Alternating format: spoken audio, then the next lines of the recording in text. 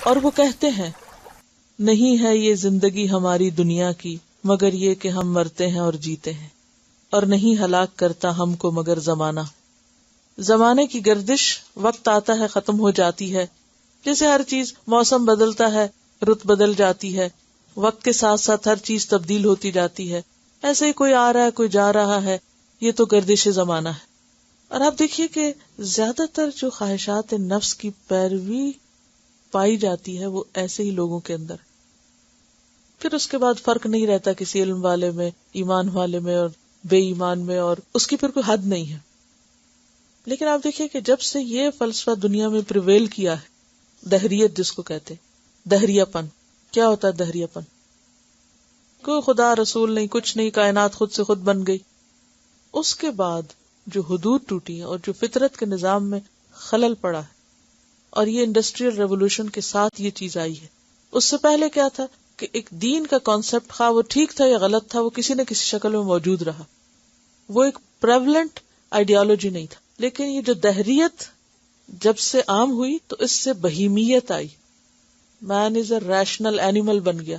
اور اینیمل کا کیا کام ہوتا ہے؟ پھر کھاؤ پیو مزے کرو، جو دل چاہے کرو. جانور کے کوئی سونے کا ٹائم ہوتا ہے؟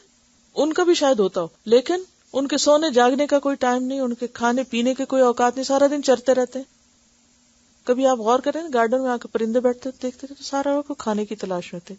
میں ایک دن بیٹھ کے کھا رہی تھی، میں دیکھ رہی تھی میں کہہ رہی تھی کہ ان کی نظر کہیں اور جا ہی نہیں رہی سوائے اس کے کہ ان کو کھانے کی چیزیں چاہیے یا اپنا بچاؤ کہ ہمیں کوئی کچھ نہ کہے. تو یہ ایک بہیمت الانام، تو اس سے یہ بہیمیت ہے. لیکن یہ کہ ایک ہوتی ہے انسانیت، ایک انسانیت ہوتی ہے کہ انسان کے دائرے میں عقل سے کام کرنا، اور ایک ہوتا ہے بہیمیت جس میں عقل نام کی کوئی چیز نہیں، صرف خواہش نفس ہے. آپ نکاح کرو یا نہ کرو، جہاں چاہو اپنے من کی مرضی پوری کر لو، جس کے ساتھ چاہو رہ لو، جس کو چاہو چھوڑ دو. یعنی کہ فریڈم آف چوائس کا غلط استعمال. اللہ نے ہمیں فریڈم آف چوائس اس لیے نہیں دی تھی کہ ہم پھر جو چاہیں کریں اور اس کو ہم اپنے رائٹ اور اپنے حق کی خاطر سب کے رائٹ خراب کریں. مثلا ایک شخص نے کہا نا کہ میں سب کچھ چھوڑ سکتا ہوں مسلمان ہو کے، زنا نہیں چھوڑ سکتا.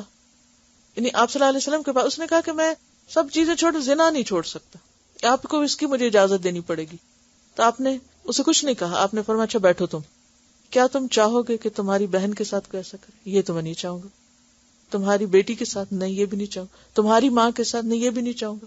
تو پھر تم کسی کی ماں اور کسی کی بیوی اور کسی کی بیٹی اور کسی کی بہن کے ساتھ کیوں کرنا چاہو گے؟ تو اس کو سمجھ آ گئی. اس نے کہا میں چھوڑتا ہوں یہ بات، میں آج کے بعد زنا نہیں کروں گا.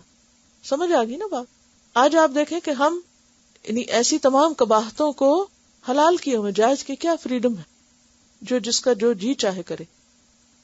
اور پھر وہی چیز جو اپنے لیے پسند نہ ہو وہ دوسروں کے لیے ہم حلال کر دیں. اسی طرح کھانے کے معاملے میں جو جی چاہو کھا. اب جانوروں کو وہ کھلا دینا جو ان کی فطرت کے خلاف ہے، اس سے کیا ہوا؟ ان کے سائز آپ دیکھیں، ان کے بیہیویئر دیکھیں، جانوروں کے بیہیویئر میں تبدیلی آ گئی. اور ان کو جب ہم کھاتے ہیں تو پھر انسانوں کے بیہیویئر بھی آپ دیکھیں کہ کیا سے کیا بن جاتے. میں دیکھتی ہوں کہ جو ہماری فوڈ ہوتی ہے نا، اس کا ہمارے بیہیویئر میں بہت بڑا اثر ہوتا ہے. جب آپ صحیح کھانا نہیں کھاتے تو اس کا نتیجہ کیا ہوتا ہے؟ آپ کے اندر ایک بہیمیت پیدا ہوتی ہے. اس بہیمیت کی سیٹسفیکشن کے لیے پھر انسان کیا چاہتا ہے؟ اگر حلال ہے تو حلال پہ بھی زیادتی کرتا ہے، اور حرام ہے تو اس کی تو پھر ہے ہی زیادتی. یعنی ایسی خوراک کھانا کہ جس کے بعد انسان نہ رہے، جانور کے درجے کو پہنچ جائے، تو اس کے نتیجے میں آپ دیکھیں گے کہ انسانوں کے تعلقات کتنے ایک ہسبینڈ وائف کے تعلقات متاثر ہو سکتے ہیں.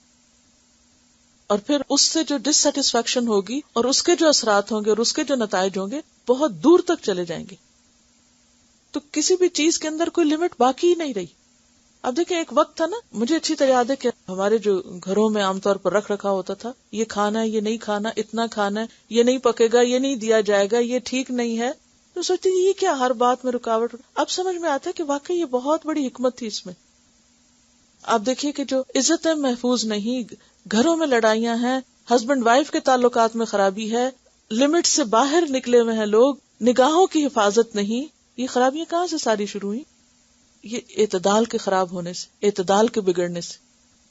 نہ ہم نے اپنی عقل سے کام لیا، نہ کوئی سینسز سے کام لیا، نہ وہ روایات جو ایک تجربے سے ثابت شدہ تھی کہ کیا ٹھیک ہے اور کیا نہیں، ان کو بھی پامال کیا، دین اخلاق کو بھی پامال کیا. نتیجہ کیا ہے؟ دن بدن فساد بڑھتا ہی چلا جا رہا ہے. ہر دوسری جگہ لڑائیاں ہیں، فساد ہیں، تعلقات کا بگاڑ ہے، عورت اپنے دائرے سے باہر ہے، مرد اپنے دائرے سے باہر ہے. سکون کہاں گیا؟ کتنے گھرانوں میں ڈیورسز ہیں، کتنے گھرانوں کے اندر بچوں کے پاس ماں باپ نہیں ہے یا سنگل پیرنٹس. فساد جو ہے وہ اپنی آخری درجے کو پہنچا ہوا ہے نا. یعنی شاید دنیا میں اس درجے کا بگاڑ کبھی ہوا ہو جس درجے کا اس دور میں ہم نے اس بہیمیت کی وجہ سے اور اس دہریت کی وجہ سے ہم نتیجہ پائے کہ جب انسان خدا کو ایک طرف رکھ دے اور کہے کہ موت زندگی بھی ہماری مرضی کی ہے، وما یہلکنا الا الدہر، بس یہ گردش زمانہ ہے. وما لہم بذلک من علم، نہیں ہے ان کے پاس اس بات کا کوئی علم. کیا دلیل ہے ان کے پاس؟ کیا ثبوت ہے؟ انہم الا یظنون، نہیں وہ مگر گمان سے کام لیتے ہیں. یہ بس ان کے خیالات ہیں، خود ساختہ تھیریز ہیں جن کی کوئی حقیقت نہیں. اب دیکھیں کہ کس زور شور سے دھڑلے سے اس کو پروو کرنے کی کوشش کی گئی ہے کہ نہ کوئی خدا ہے اور نہ کوئی اس کائنات کا مالک ہے اور یہ سب کچھ خود ہی چل رہا ہے.